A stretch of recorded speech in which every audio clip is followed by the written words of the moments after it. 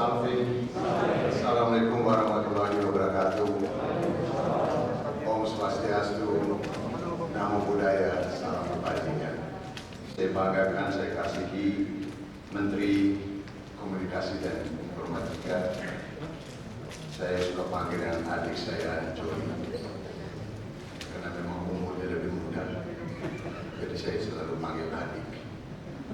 Yang saya hormati Bapak Wakil Bupati Kabupaten Kupang, saya suka panggil juga adik Jerry. Ini suka berkuda, jadi adik saya suka naik kuda. Yang saya hormati Ketua Yayasan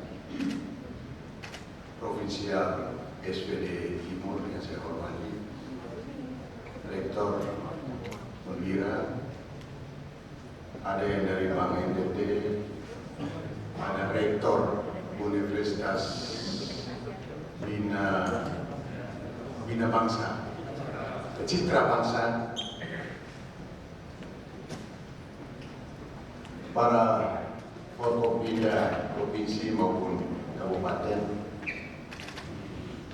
sivitas akademika yang saya hormati dan saya banggakan. Hari ini sebenarnya kalau ada Monsinyur tadi, saya mau ucapkan selamat ulang tahun yang ke-75, tapi tadi pagi saya sudah berikan ucapan 75. Umur boleh tua, tapi semangatnya masih luar biasa, Pak Monsinyur ini. Bapak Ibu, saudara-saudara sekalian, hari ini kita bersama-sama menyaksikan peresmian dua gedung sekaligus.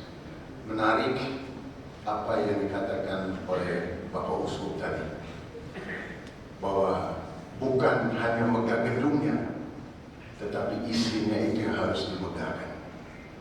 Sesuai dengan prinsip pendidikan atau pedagogi yang mengatakan non scholae sed vitae decimus. Kita belajar bukan untuk sekolah, tapi kita belajar untuk hidup. Oleh sebab itu, prasarana dan sarana penting, tetapi yang sangat penting adalah bagaimana mempersiapkan peserta didik untuk menjalankan hidup dan kehidupan di kemudian hari. Saya tertarik dengan bacaan tadi waktu ibadah sadar. Kalau orang tidak bekerja, tidak boleh makan. Nah, ini setuju saya. Saya setuju, sangat setuju. Jadi sangat setuju Pak Menteri. Jadi di NTT kalau tidak kerja, tidak usah kasih makan. Pas dia makan, jangan diajak makan. Kalau orang malas begini. Ini saya kira luar biasa. Ini cocok ini. Cocok dengan saya dan Pak Gubernur. Kalau orang tidak kerja, tidak usah kasih makan. Kemudian bacaan yang kedua sangat menarik lagi. Itu tentang banjir. Rumah yang dibangun di atas batu karang yang kuat, pasti banjir tidak akan menghanyutkan gedung itu. Tadi saya baru keliling Kupang, menikmati banjir yang sangat luar biasa. Dan luar biasanya yaitu di kampus lama Unwira yang hampir tenggelam kampusnya, kampus lama, dan di sekolah Giovanni di sana. Luar biasa. Oleh sebab itu saya kira dengan peresmian ini, saya kira banjir tidak mungkin datang ke sini. Kalau banjir datang ke sini berarti Kabupaten Kupang kelelap itu ada diri. Oleh sebab itu Bapak Ibu, saudara-saudara sekalian, dengan 3 variabel tadi yang saya berikan contoh itu, saya kira mari kita sama-sama membangun Nusa Tenggara Timur ini melalui peranan kita masing-masing. Dan saya berterima kasih kepada Unwira yang sudah memberikan kontribusi yang sangat luar biasa. Salah satu kontribusinya adalah gedung yang sangat luar biasa, gedung yang menjadi ikon Nusa Tenggara Timur, yaitu kantor Gubernur Nusa Tenggara Timur. Dan nama gedung ini, aula namanya Arnoldus Jansen. Ini pendiri SPD kalau saya tidak salah, Societas Verdi Divini kalau saya tidak salah. Dan pada saat di seminari dulu ada istilahnya, kita tidak boleh sombong. Istilah dari beliau orang Belanda kalau saya tidak salah.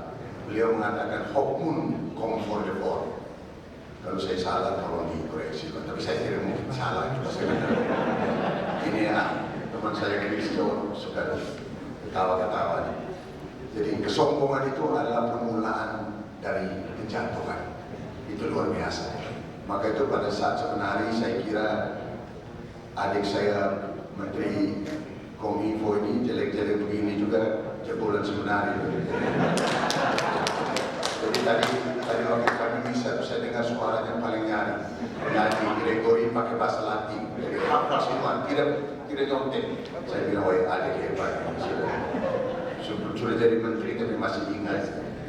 Saya kira tidak ada alasan untuk saya dan Pak Menteri tidak ada, karena memang beliau ini sangat luar biasa yang sudah menginspirasi dan memberikan kehidupan dan hidup bagi kami.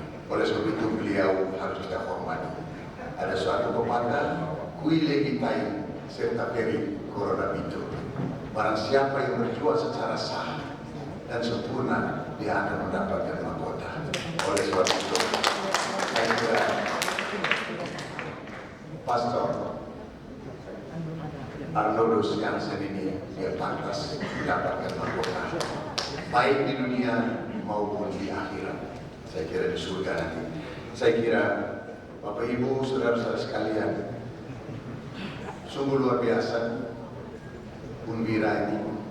Saya lihat dari kampusnya sangat bagus, ketua yayasan. Mudah-mudahan nanti ada GOR, ada gedung olahraga, karena kita lagi berusaha supaya NTT menjadi tuan rumah PON 22 tahun 2028. Saya yakin sudah hampir puluhan provinsi yang mendukung Nusa Tenggara Timur. Ditambah lagi kalau dengan kapasitasnya Menteri Kominfo sebagai sekjen Partai Nasdem, dia telepon itu gubernur-gubernur dari Nasdem udah lewat sudah semua itu. Itu pasti dia akan telepon satu persatu. Dan Sulawesi Tengah mau maju, saya bilang adek tolong kasih tahu dia mundur, adek dia dari Nasdem mundur pasti. Saya kira nanti kita akan membangun juga stadion-stadion yang di kampus-kampus dan di tempat-tempat yang juga sangat bermanfaat untuk kelangsungan daripada GOR-GOR itu. Dan kemudian para sivitas akademika, mahasiswa, kalian berbangga sekolah di Unwira. Tetapi jangan lupa, bukan hanya kebanggaan gedungnya, tetapi kebanggaan itu harus datang dari diri sendiri. Begitu Anda keluar dari sini, ada satu istilah, gaudete cum gaudetibus, flete cum fletibus. Bergembiralah dengan masyarakat yang lagi bergembira, tapi menangislah dengan masyarakat yang lagi menangis. Baru itu kita sarjana paripurna. Kalau tidak itu, maka seperti dikatakan oleh Monsignor tadi, kita hanya S1, S2, S3, dan S5. Jadi dari Monsignor mengatakan S5, saya nangkap itu, supaya kita tidak begitu. Jadi kita harus gaudete cum gaudetibus, flete cum fletibus. Dan ini menunjukkan bahwa saya dengan adik saya Pak Joni ini mantan seminari, jadi bisa tahu bahasa Latin sedikit. Jadi kalau kita mau sombong sedikit, kalau di seminari terus mesti ada bahasa Latin sedikit. Kalau yang tidak seminari pasti tidak tahu bahasa Latin. Saya kira mohon maaf kalau misalnya dalam kata-kata saya ini ada yang menyinggung teman-teman sekalian, saya mohon maaf. Tidak lain tidak bukan hanya untuk kesenangan dan rasa hormat saya kepada Unwira yang sangat kita cintai bersama ini. Terima kasih sekali lagi, profisiat untuk Unwira yang memiliki gedung yang baru, dan saya yakin, aku yakin bahwa mahasiswa dan mahasiswanya dan seluruh sivitas akademika ini akan memberikan kontribusi yang sangat besar bagi Nusa Tenggara Timur. Sekian dan terima kasih. Salam sampai Wassalamualaikum warahmatullahi wabarakatuh. Om Santi Santi Santi Om. Namo Buddhaya. Salam kebajikan. Salam sehat untuk kita.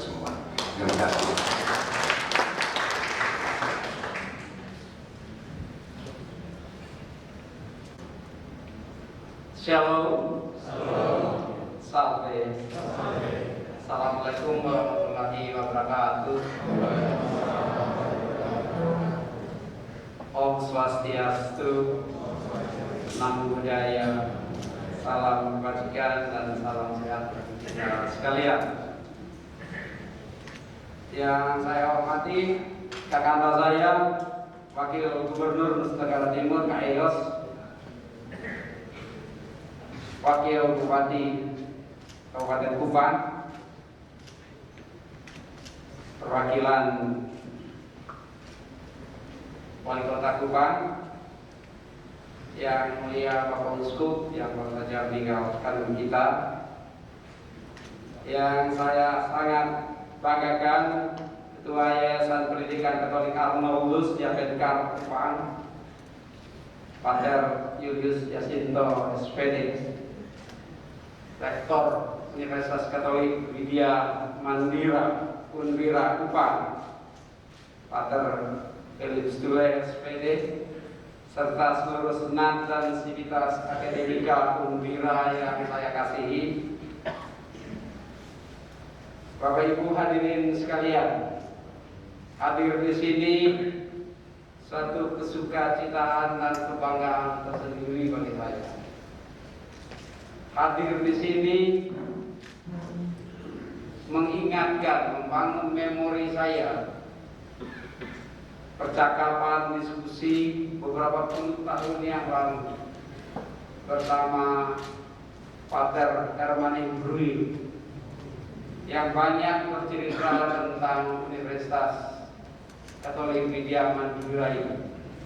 Yang terekam dalam ingatan saya adalah harapan beliau, harapan Pater Herman, Om Tuan Herman kami biasa panggil, untuk menghijaukan lingkungan kampus Unwira. Saya datang ke sini tadi, yang pertama saya perhatikan hijauannya. Mudah-mudahan hijaunya bukan karena musim penghujan.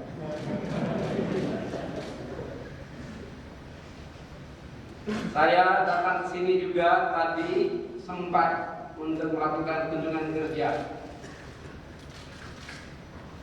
untuk melihat progres pembangunan terrestrial statement stasiun bumi untuk menangkap sinyal satelit Satria 1 untuk area Nusra dan Palu, yang saat ini sedang dibangun, dan harapan saya itu nanti bisa selesai tepat waktu. Minggu depan saya akan ke Eropa, ke Prancis. Saya sudah lapor dan minta izin Bapak Presiden untuk mengunjungi juga pabrik pembuat satelit high throughput satellite di Cannes, Prancis. Ke Inggris setelah itu untuk berdiskusi bersama menteri-menteri terkait di kabinet. Boris Johnson, para menteri, untuk mencari potensi untuk meletakkan satelit-satelit baru di ruang angkasa kita untuk kepentingan transformasi digital nasional kita.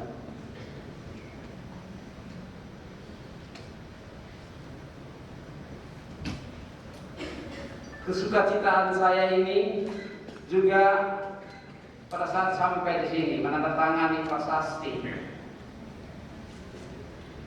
Gedung Rektorat Arnoldus Jansen dan Aula Serbaguna Santa Maria Immaculata.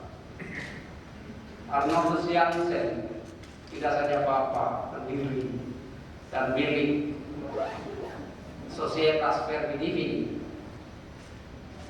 tapi karya-karyanya langsung atau tidak langsung begitu luas dia mendunia,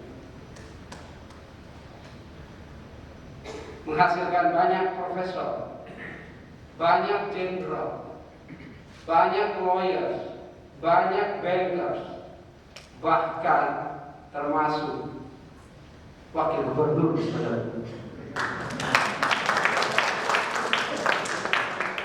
Saya tidak tahu ada berapa menteri di dunia ini yang langsung atau tidak langsung adalah hasil karya Anwar Syams. Yang saya tahu pasti ada satu menteri di Republik ini yang juga dapat sentuhan dari Anwar Syams. Di depan namanya sudah ada hashtag, kita sama-sama meyakini dia sedang menyaksikan kita dari surga. Mohon maaf, handphone saya bunyi. Wartawan.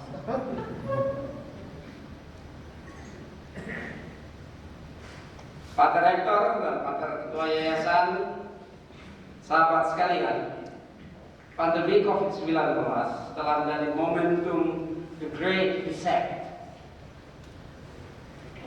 yang turut mendistrupsi, merubah status quo dunia.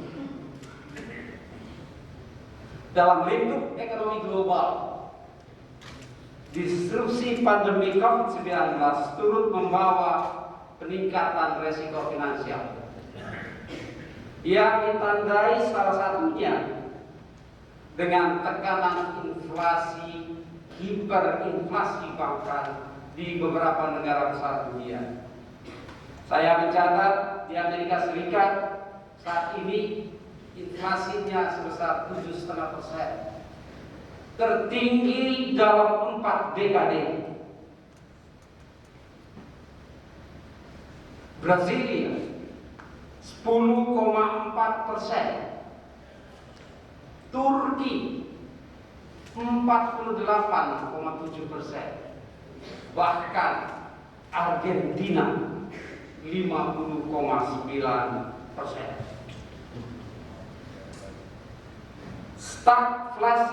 Stagnasi dan inflasi Amerika Serikat juga mendorong United States Federal Reserve atau Bank Sentral Amerika untuk melakukan percepatan pengetatan kebijakan moneter seperti melalui tapering off, quantitative easing, November, Maret 2022 akan berakhir. Kenaikan suku bunga diperkirakan akan dilakukan oleh US Federal Reserve di bulan Maret tahun ini juga. Kenaikan atau kontraksi balance sheet Amerika Serikat. Tiga dampak ini, stagflasi ini perlu kita antisipasi terhadap gejolak pasar global. Saya dengan sengaja mengangkat isu-isu ini di Kupang. Saya rasa agak jarang isu-isu ini diangkat. Di kampus ini saya angkat sedikit. Pengetatan likuiditas global dan peningkatan cost of fund ke berbagai negara di dunia, termasuk Indonesia. Melalui bauran kebijakan sektor keuangan, fiskal, moneter, perbankan di bawah leadership Presiden Joko Widodo dan tim keuangan kita di kabinet, Indonesia mampu meredam inflasi pada tingkatan rendah. Saat ini di kisaran 2%. Bayangkan Amerika Serikat 7,5%, Argentina 50,9%, Indonesia 2%. Ini menandakan makroekonomi Indonesia cukup resilient. Ini menandakan makroekonomi kita hasil berbagai bauran kebijakan yang dilakukan oleh kabinet ini tepat. Indonesia mampu recover lebih cepat dibandingkan ekonomi bangsa-bangsa lain. Parameter makroekonomi nasional kita saat ini sudah lebih baik dari pre-COVID atau sebelum COVID.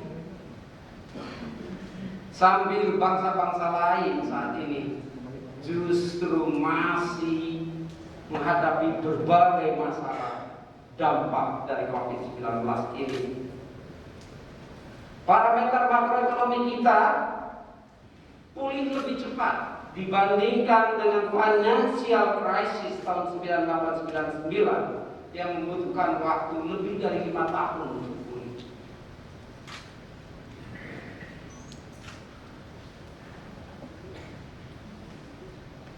Tahun 2023, tahun 2022 ini proyeksi dan prognosis pertumbuhan ekonomi nasional kita pada kisaran 5,2%. Dan kita akan bekerja sekuat-kuatnya untuk menjaga ekonomi growth nasional kita di level 5,2%. Namun tahun 2023 prognosis pertumbuhan ekonomi Indonesia jauh lebih tinggi pada kisaran 5,3 sampai 5,9%. Harapannya besar. Tapi saya setuju tadi kayaknya kalau tidak kerja jangan makan. Saya memberikan gambaran-gambaran optimistik di balik situasi pandemi yang membuat kekhawatiran, kegamangan. Presiden fokus setiap minggu kami rapat kabinet mengevaluasi, mengikuti perubahan-perubahan sesuai perkembangan dan perubahan COVID atau virus COVID-19 tersebut. Kadang-kala bisa dicibir pemerintah tidak konsisten dalam kebijakannya. Pemerintah berubah-ubah dalam kebijakannya. Iya, konsistensi kita adalah berubah mengikuti perubahan virus itu sendiri. Karena belum dikenal. Namun perubahan-perubahan yang dilakukan, puji Tuhan, memberikan dampak yang baik bagi Indonesia. Lebih dari 1.000 triliun anggaran belanja negara digelontorkan untuk membiayai pandemi COVID-19. Lebih dari 1.000 triliun. 2 gedung ini 40 berapa miliar? Bagikan dengan 48 miliar. Ada berapa banyak dikali 2? Ada berapa banyak gedung akibat pandemi COVID-19? Makanya himbauan kita untuk melaksanakan protokol kesehatan, tolong sekali lagi, tolong untuk kita laksanakan itu secara disiplin. Ajakan untuk melakukan vaksinasi, tolong ikut dan ambil bagian.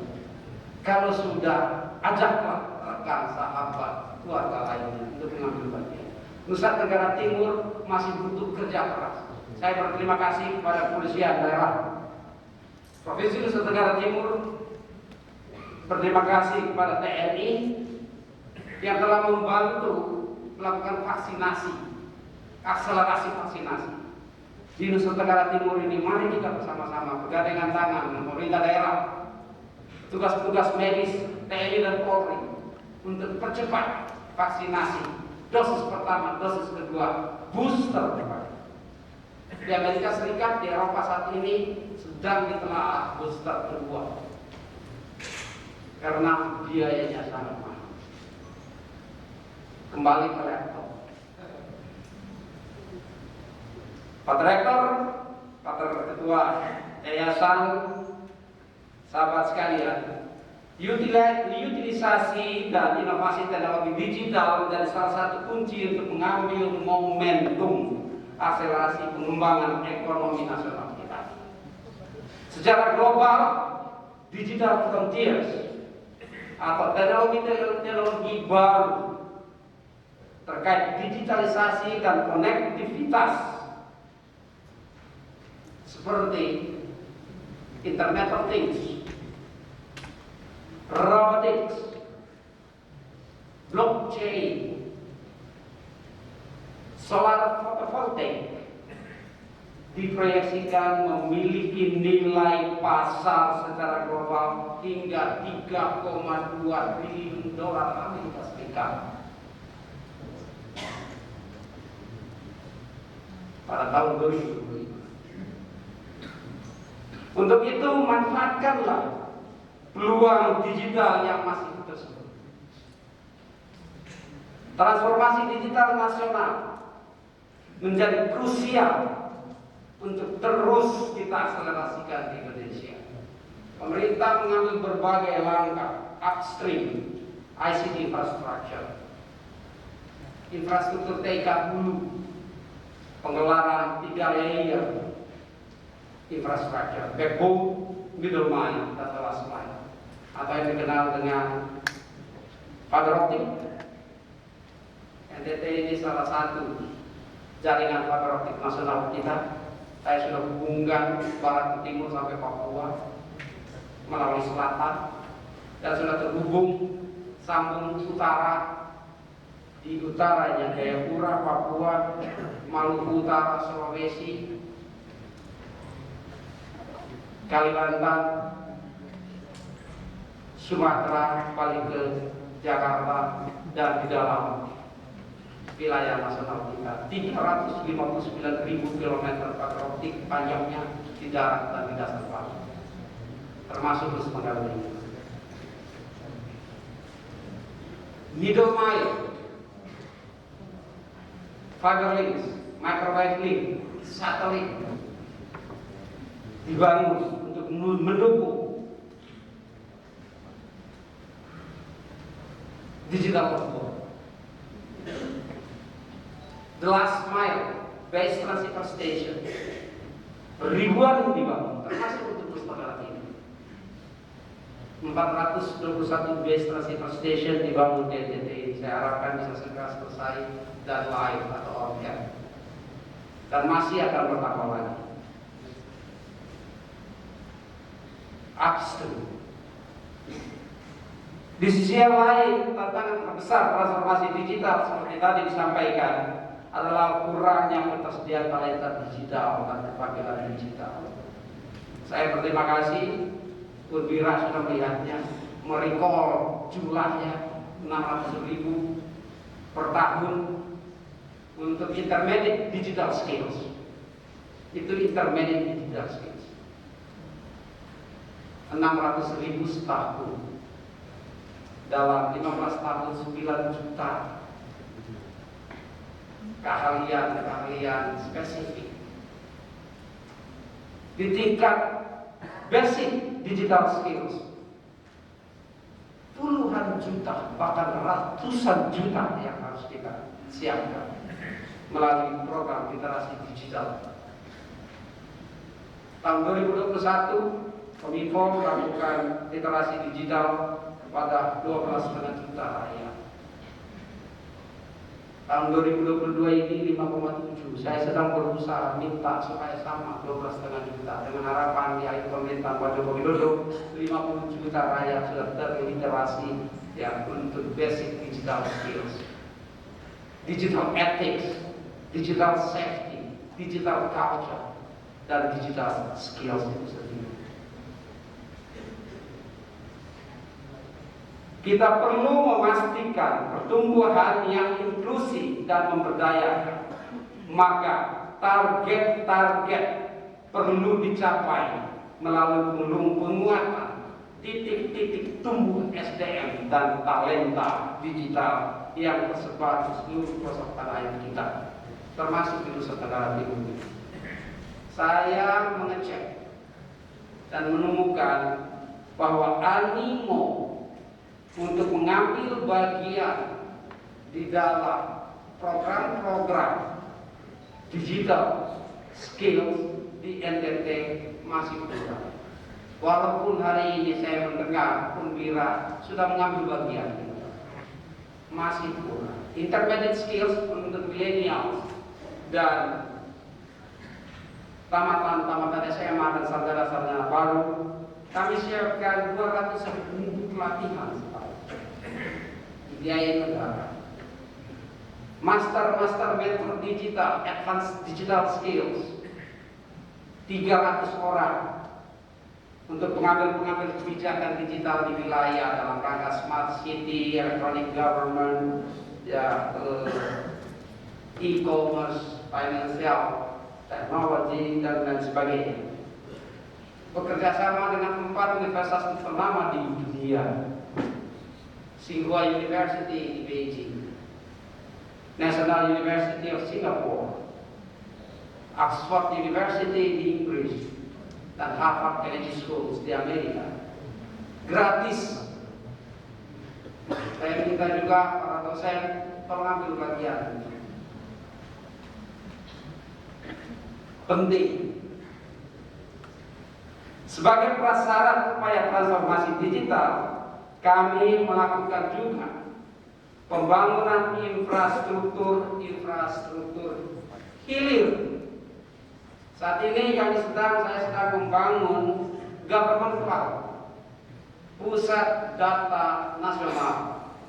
Kita kenal bagaimana sulitnya ya untuk menghasilkan satu data di Indonesia. Ada 2.700 pusat data di Indonesia ini, 3% saja yang memenuhi syarat cloud, 97% tidak memenuhi syarat, dan tersebar di seluruh pemerintahan secara hierarkis, pusat dan daerah, bahkan ada internet. Begitu terjadi COVID, data melakukan interoperabilitas menjadi masalah, dan ingin untuk disederhanakan dalam satu pusat data. Saya sedang membangun untuk ibu kota di Jakarta, akan membangun redundancy-nya di Batam, dan sedang merencanakan di ibu kota negara baru dan di Nusa Tenggara Timur. Sedang saya siapkan untuk membangun government cloud, pusat data nasional di Labuan Bajo. Tidak sedikit, satu cloud itu harganya beberapa triliun. Kalau dibangun di Labuan Bajo, saya butuh SDM digital. Nah, saya ingatkan sekarang, nanti kalau jadi jangan sampai nanti mengambil dari mana-mana lagi. Harus disiap. Labuan Bajo yang menjadi daerah destinasi wisata super prioritas, juga kita inginkan untuk mengembangkan menjadi center of digital, center of government cloud di kawasan timur Indonesia. Upaya-upaya transformatif tentu perlu didorong pula oleh kesiapan talenta digital sebagai agent of change dalam memanfaatkan berbagai inovasi-inovasi tersebut. Unwira melalui Tridharma Perguruan Tinggi, Pendidikan dan Pengajaran, Penelitian dan Pengembangan serta Pengabdian kepada masyarakat harus menjadi melting point bagi ide-ide dan semangat progresivitas dalam visi pembangunan nasional kita, yang tentunya harus sejalan dengan era kekinian, yang tentunya harus sejalan juga ya dengan disrupsi teknologi. Saya mencatat dari World Economic Forum terdapat 10 jenis pekerjaan yang saat ini memiliki jumlah permintaan yang tinggi. Menjawab ini Kampus Merdeka, 10 jenis permintaan tertinggi. Pekerjaan dengan permintaan tertinggi adalah yang pertama, ini di dunia dan di Indonesia, data analyst and scientist, big data specialist, artificial intelligence and machine learning specialist, digital marketing and strategy specialist, renewable energy engineers,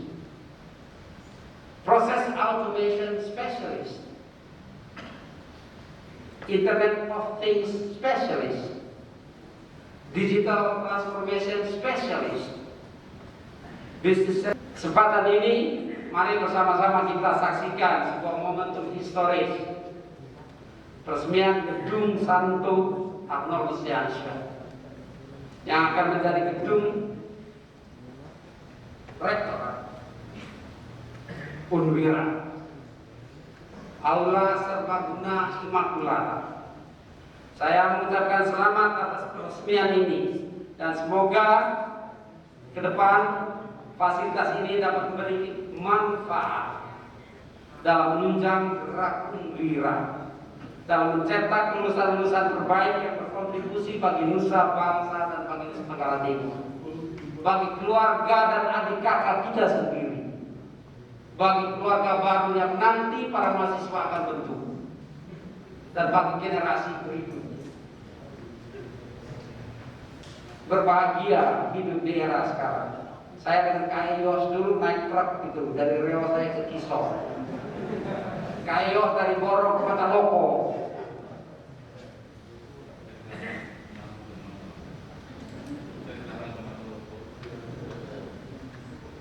Penting ya untuk menjawab kampus terbuka sesuai relevan tuntutan pekerjaan, tuntutan kebutuhan lapangan pekerja, menghasilkan inovasi-inovasi baru, invensi-invensi baru.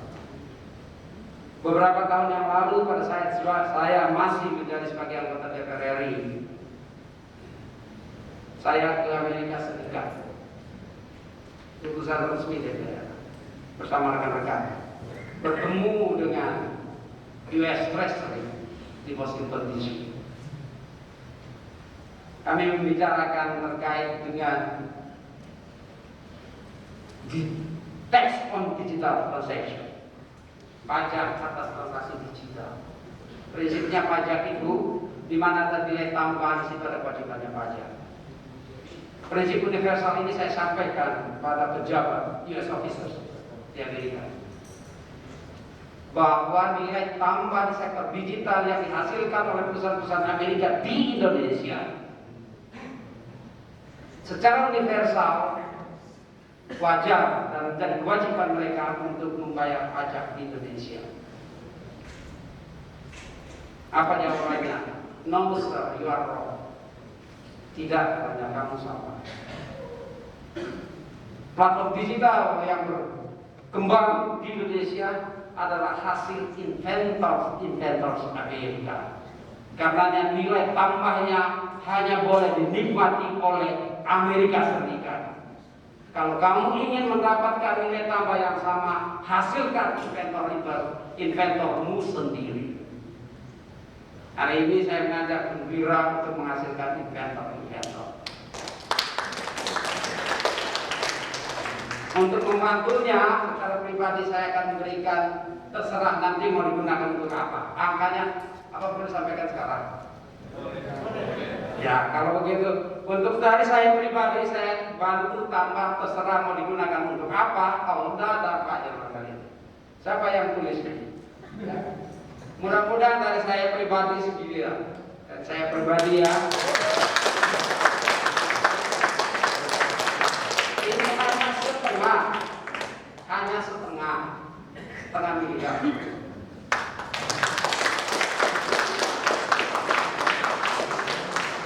Saya menggarisbawahi betul apa yang disampaikan oleh Yang Mulia Bapak Uskup tadi, bahwa gedung mati ini tidak akan bermakna apa-apa apabila yang hidup tidak mampu untuk menghasilkan nilai tambah.